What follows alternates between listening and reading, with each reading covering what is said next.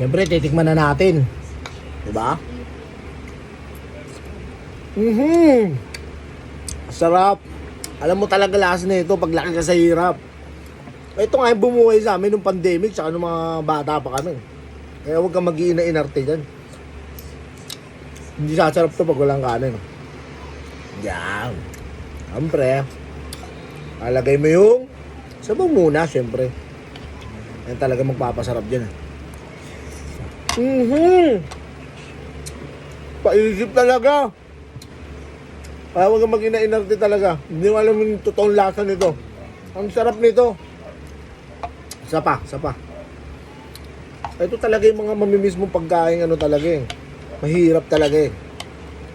Kasi laking hirap kami, kaya masarap to. Isa pa. Yan na nga. Grabe yung lasa. Ang dami mong halas. Sunod, tikman mo naman yung iba ha.